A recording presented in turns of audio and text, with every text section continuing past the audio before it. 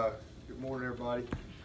All right, really, again, just proud of our team for how they competed last week. It was just a phenomenal effort from our guys.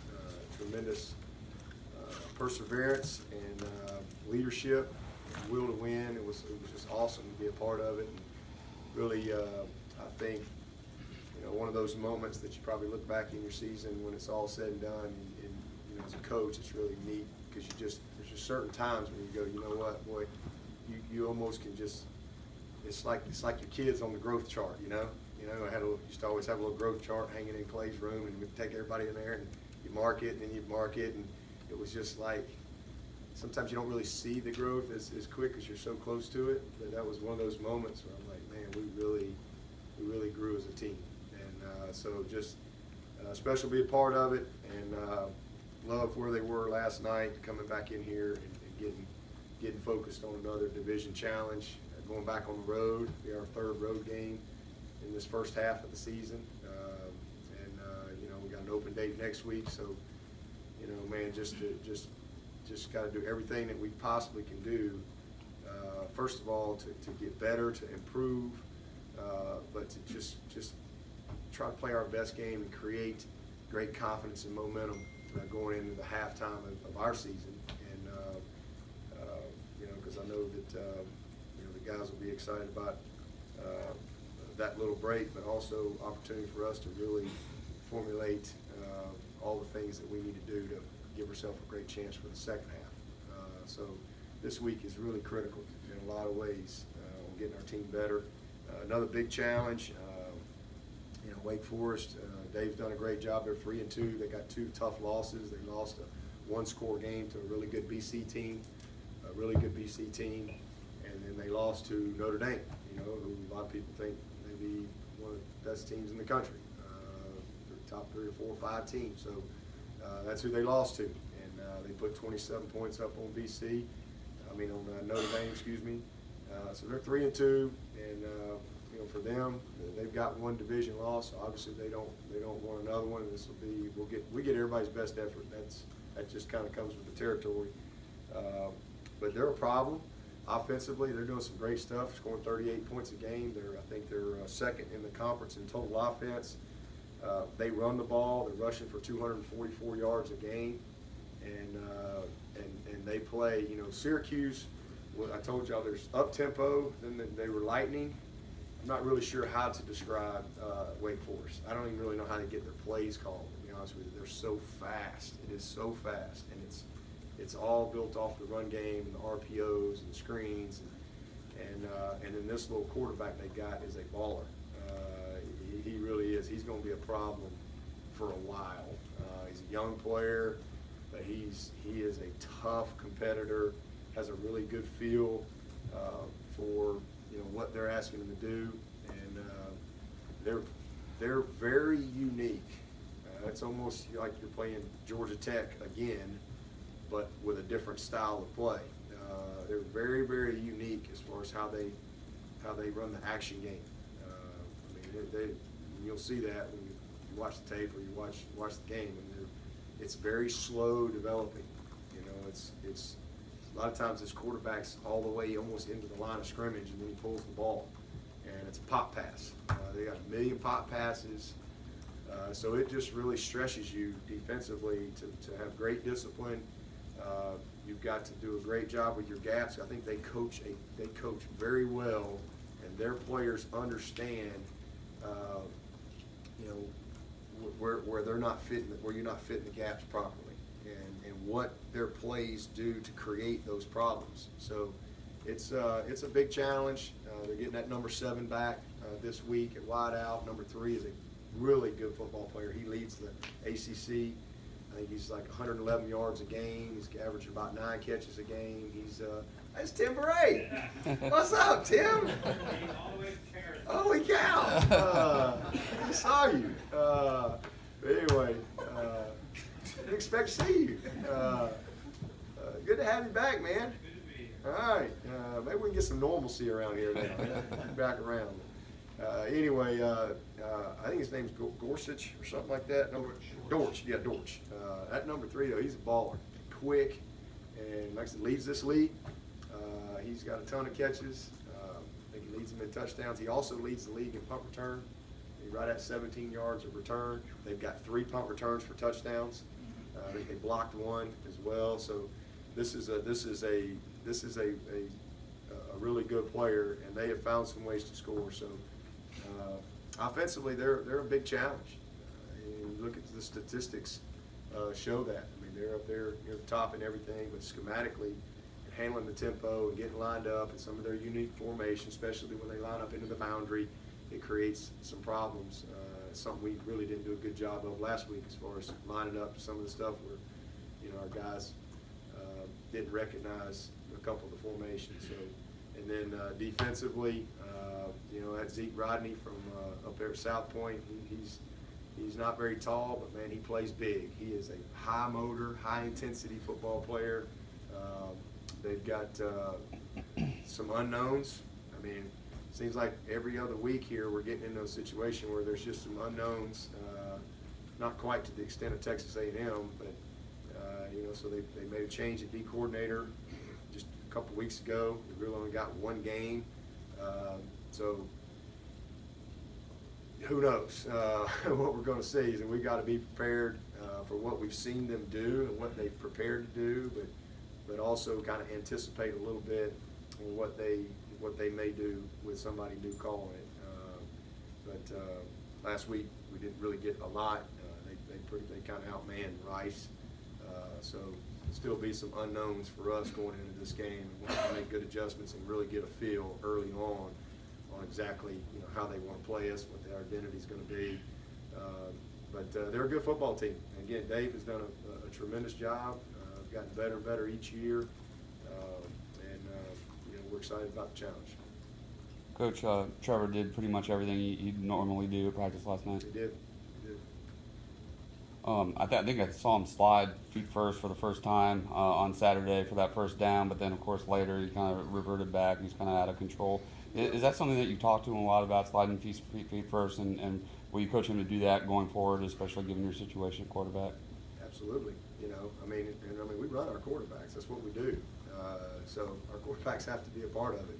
But yeah, you got to be smart. You know, we coach him to be smart, and he's a young player. And, you know, that wasn't very smart. You know, he was out of control. And just, I love his effort, but you know, there's a time for that, and then there's a time to let's live for another play. And so you know, he just got to, because he can run. You know, Trevor can move. He can navigate the pocket very well, and I think as we continue to watch him grow, that's one of his best attributes is his ability. I mean, you know, the one that he scrambled on, that was a scramble. You know, they went 2-man on us on first down, and he recognized it. He let the pass lane set. You know, he knows that they got nobody for him, and he made a nice little 8-yard gain. Got down. It's now 2nd and 2.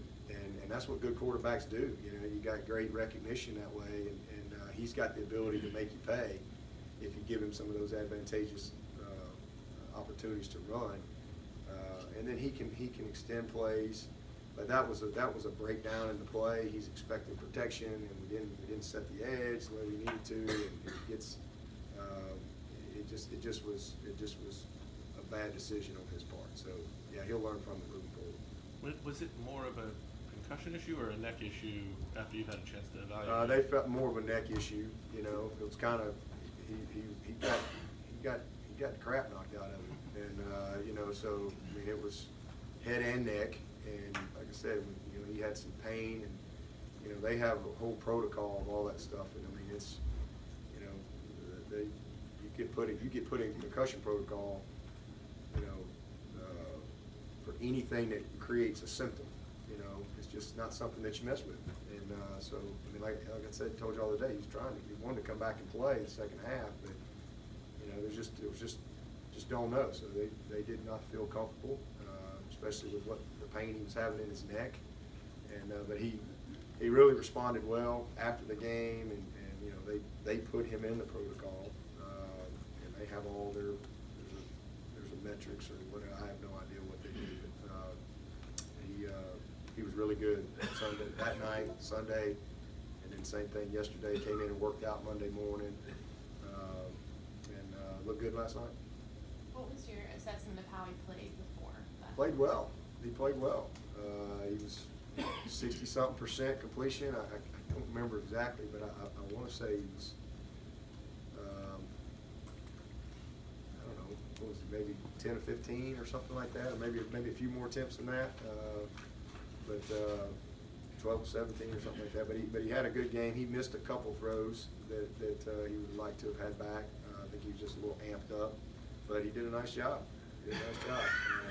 We had the one screw up on the exchange, which was costly, but I think he got good experience and kind of got that first start out of the way too, and all the stuff with that. I think he's in a good spot, and Bryce as well. So it worked out well in the end.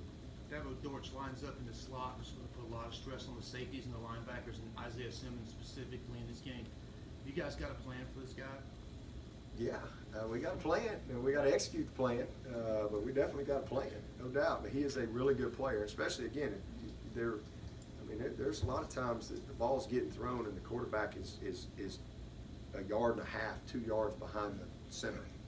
So, and that puts pressure because, you know, they're well designed and well schemed, and he'll buy time, and boom, he'll slip you. Because what they're trying to do is create clean throwing lanes for that quarterback, and he's a problem. He's a handful. He's a very good player, and they'll move him around. They'll move him around and do different things with him. They're going to make sure he touches the ball for sure. He's their guy.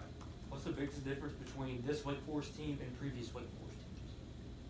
Not much. I mean, the biggest difference is there's some unknowns on the defensive side going into this game because they got a new guy that's calling it, and we've only got, you know, one game against the team that they were just way overmatched against. So that's the biggest unknown. But they are who they are on offense. They believe in what they do. They have an identity. They've recruited well to what they do. You know, they're built to run the ball. That's what they do. I mean, they're going to run the ball and try to action you to death. And so you just got to do a great job with executing your plan and trying to be disruptive up front. Try to win your matchups against them and leverage the ball. And we'll try to get outside of you as well. And then you got to play. You got to play man coverage.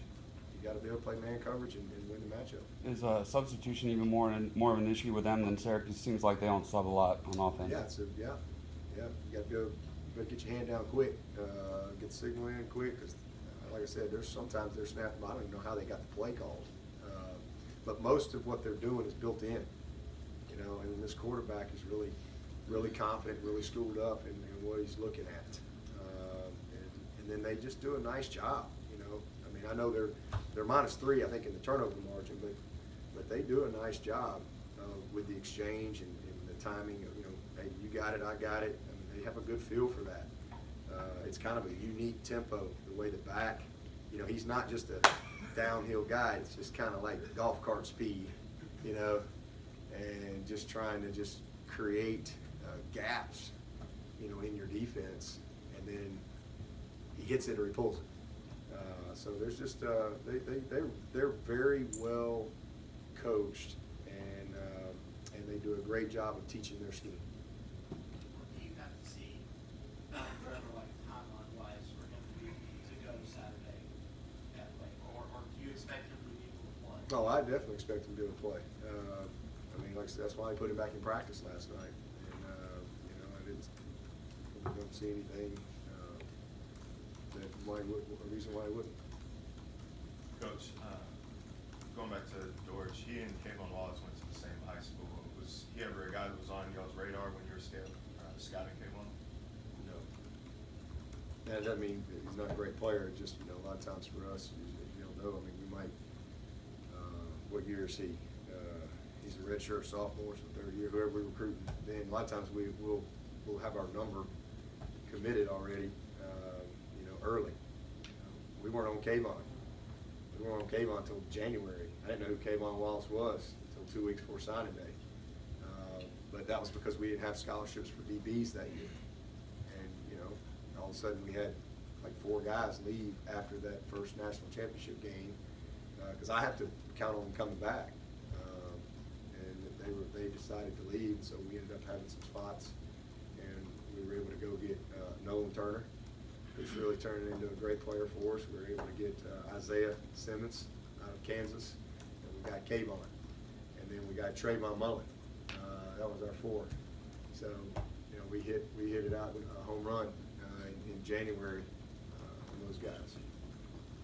Can you give some insight on the balance between like an RPO mindset of we're going to see what the defense does and take what they give us, and then on the other end, at some points like Saturday, regardless of what they do, we're going to slam the run, the balance?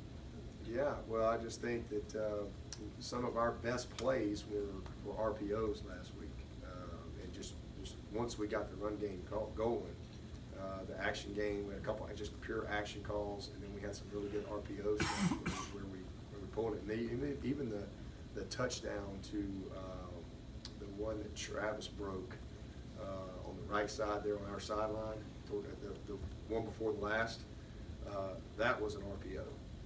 And you know, Chase did. That's a quarterback being ready, and he went in and he made the right decision, and so he gave the ball. You know, we actually had I thought we were going to get the pass on that, but they kept the safety high. We handed it.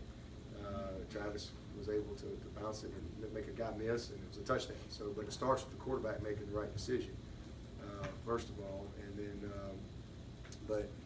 You know, we got in a situation Saturday where, you know, obviously Chase was a little wobbly early, and we didn't want to put a lot on his plate.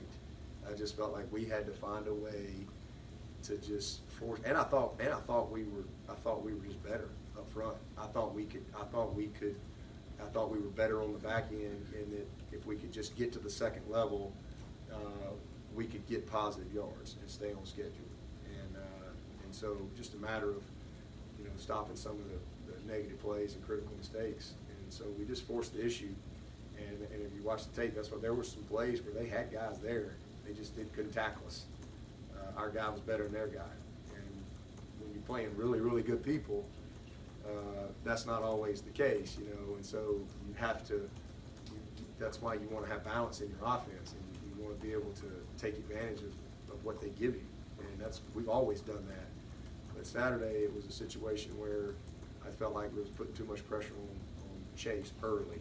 You know, let's let this kid settle down a little bit.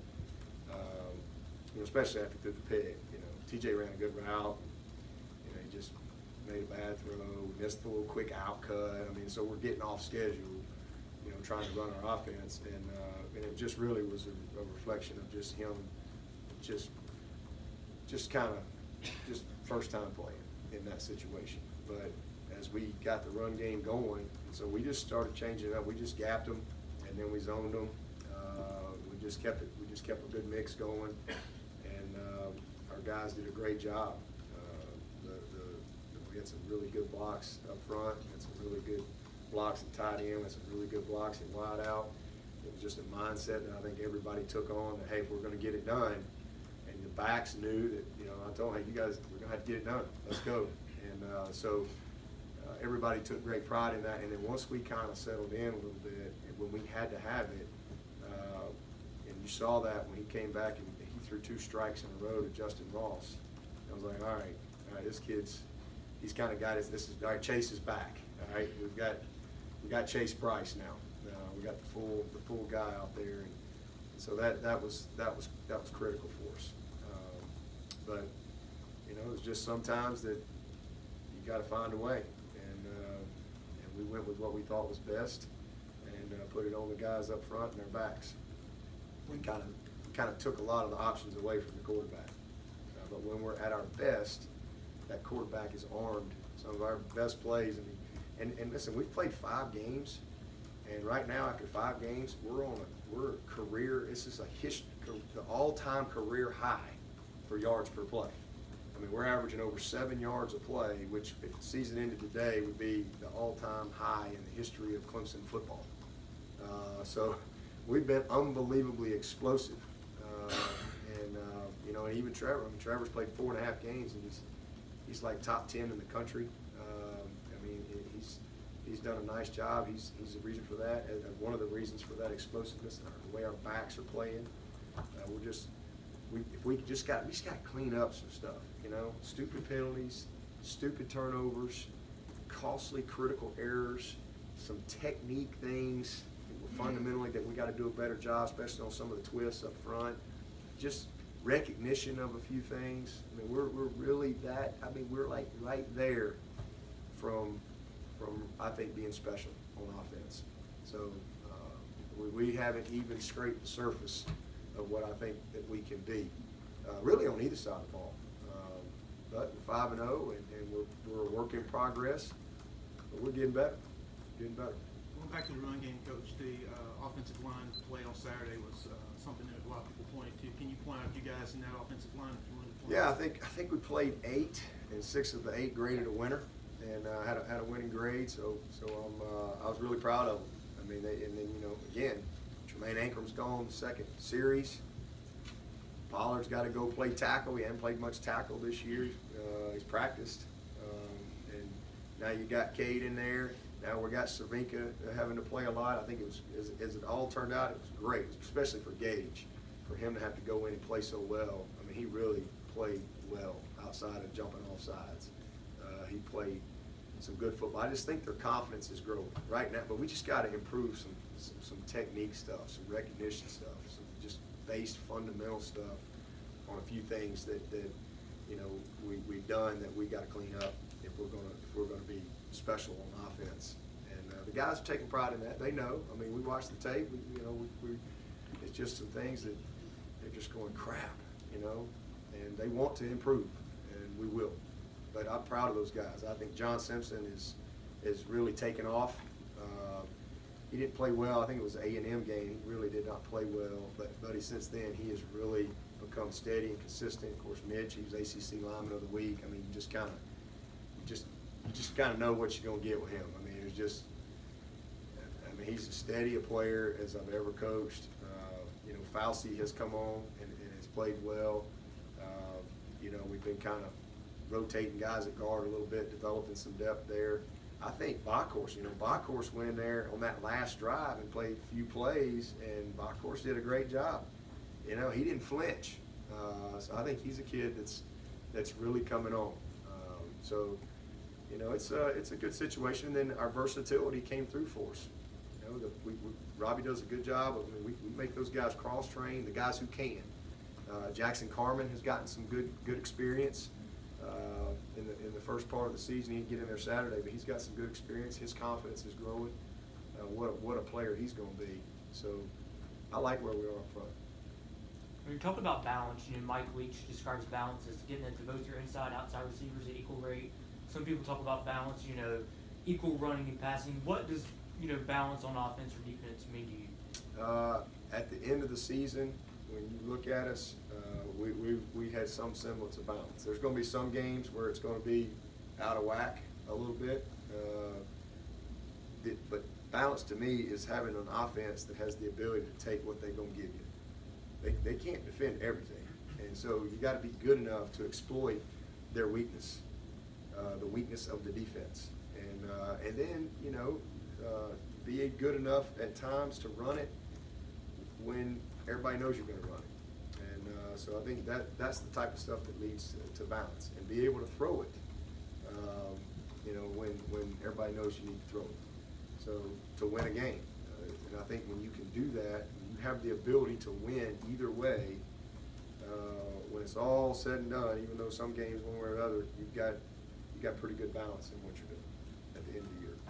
Do you like having the two most up-tempo teams on your schedule offensively? Do you like having back-to-back? Would you rather have them spread out? No, I mean, it kind of worked out good. I mean, we had 3 out of the first 4 games in triple option. I don't think that was bad, but no, I think it's good. I mean, they're faster than Syracuse. I think they had one game with 105 snaps, but So we'll see, but it'll be good. And again, to answer your balance question, you can't run, you can't have balance if you cannot run the ball, if you're not committed to running the ball, and we've always been a team that's been built on trying to run the football, and that creates everything else. Coach, where did the decision to start including Xavier Thomas on the field with Cleveland and Austin and Christian come to be? Last week, just y'all watching the game too, aren't you? He's pretty. We got it. And then their style of play. Watching our game against them last year, obviously we played triple option teams 3 out of 4 games, so we really have not played. And even Texas A&M, we had it's the only game that they're more of a run-oriented team, but they hurt us in the passing game, and I think we got better in that area as far as some of the busts and stuff like that. But we hadn't seen anything like we were getting ready to play. And watching the tape from last year and dealing with this quarterback, man, he hurt us. And he hurt us the other day. We should have sacked him 5 times. 5 times. We should have 5 sacks. And he just got eyes in the back of his head. We got him dead to rights, and just boom, he spins out and we miss him. Or he's going down and gets rid of the ball. He's just a really crafty player. And there was times last year where he found a rush lane, and we just couldn't go get him. I just felt like that, let's, in those certain situations, let's use Xavier, and that's what we did. So we had a little indie package, and he was a spy guy, he was a rush guy, and he did a heck of a job for us. And so he's just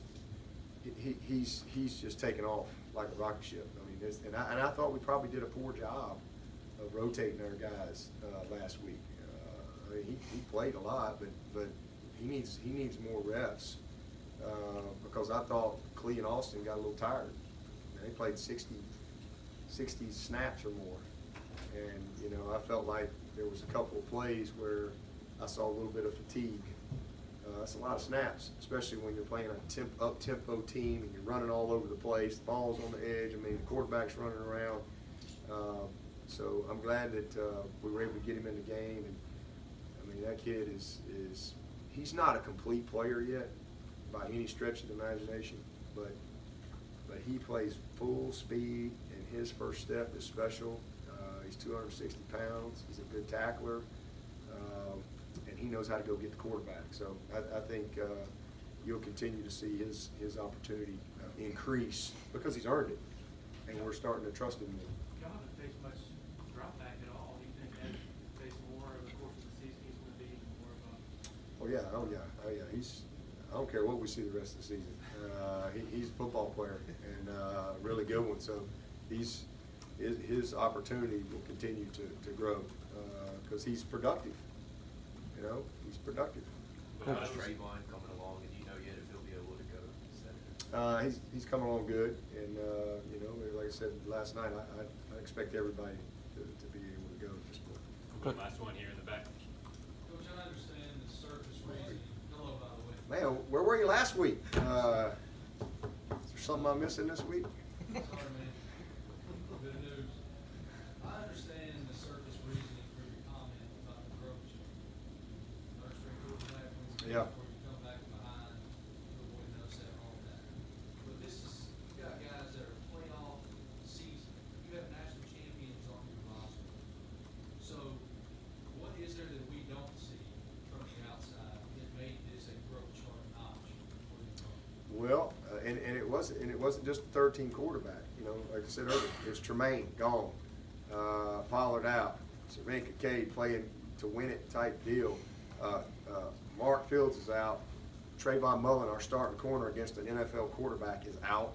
So I got a true freshman out there who hadn't played a lick in past situations other than practice, and now he's going against a gunslinger and good wideouts, and he's out there having to play a whole game basically at corner.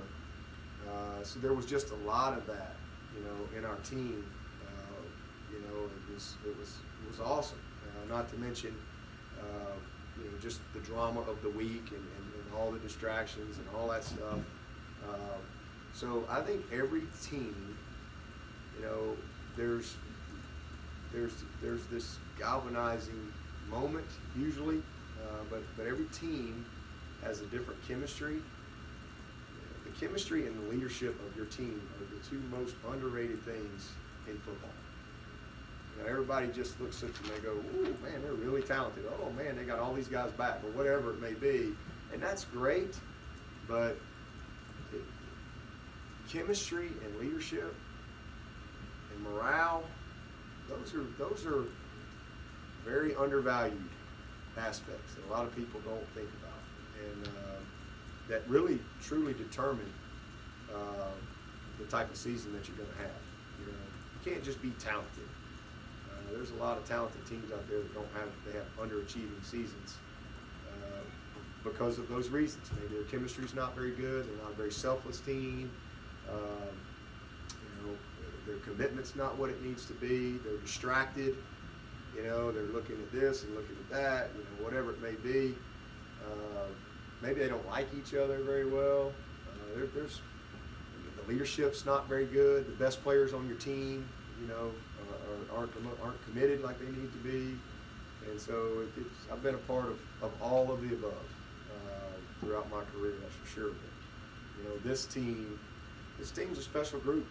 It's a special group, and I knew that, and I've seen nothing to make me think any different. But what I saw in them last week, on Tuesday, on Wednesday, on Thursday, at the hotel on Friday, our meeting Friday night, and then what I witnessed, I mean, it was awesome.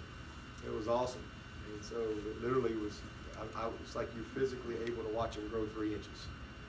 So it was pretty cool to see it come together, and to see the leaders of this team do just that, lead and serve. It's awesome. All right. Thank you, Coach. Thanks, everybody. Okay. Some of these questions.